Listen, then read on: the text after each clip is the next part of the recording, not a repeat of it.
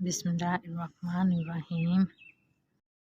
रसूल अल्लाह सल्लल्लाहु अलैहि वसल्लम ने फरमाया, मुझे ऐसे लोगों के साथ बैठना सैयदना इस्माइल अलैहिस्सलाम की औलाद में से 4 गुलाम आज़ाद करने से ज़्यादा पसंद है जो नमाज फ़जर से तुलू आफ्ताब तक अल्लाह का ज़िक्र करते हैं,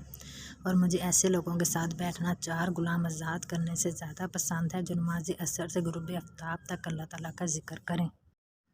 हज़रत अबू हुरैरा रज़ी अल्लाह ताला अन्हा कहती हैं कि रसूल अल्लाह सल्लल्लाहु अलैहि वसल्लम ने फरमाया, जब मुसलमान मोमिन बंदा वज़ू के दौरान अपना चेहरा धोता है तो पानी के साथ साथ इसके चेहरे से वह तमाम गुनाह झाड़ जाते हैं जो इसकी आंखों ने किए थे।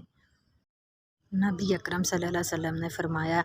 जब तुम ऐसे हो जाओ कि तुम्हारे गुनाह गम बढ़ जाएं और तुम इन गमों को ख़त्म करना चाहो तो मुझ पर दरूद पढ़ो, ये तुम्हारे गमों को ख़त्म करने के साथ साथ तुम्हारे गुनाहों को भी मिटा देगा। एक हदीस में आप सल्लल्लाहु अलैहि वसल्लम ने इरशाद फरमाया कि जो औरत अपने शोहर की ताबेदार हो, इसके लिए परिंदे हवा में इस्तग़फ़ार करते हैं और मछलियाँ दरिया में इस्तग़फ़ार करती हैं और फरिश्ते आसमानों में इस्तग़फ़ार करते हैं और दरिंदे जंगलों में इस्तग़फ़ार करते हैं।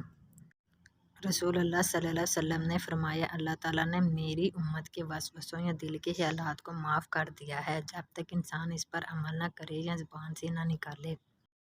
हज़रत अबू हुरैरा रज़ी अल्लाह ताला अन्हा फरमाते हैं कि मैंने अपने हबीबी आलम सल्लल्लाहु अलैहि वसल्लम को ये इरशाद फरमाते हुए सुना है कि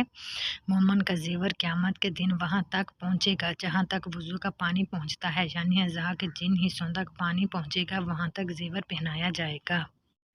रसूल अल्लाह सल्लल्लाहु अलैहि वसल्लम ने फरमाया, जब अल्लाह ताला ने महलूक को पैदा किया तो लोहे महफूज में ये लिख दिया, मेरी रहमत मेरे गुस्से से बड़ी हुई है। ये तहरीर इनके सामने अर्श पर मौजूद है।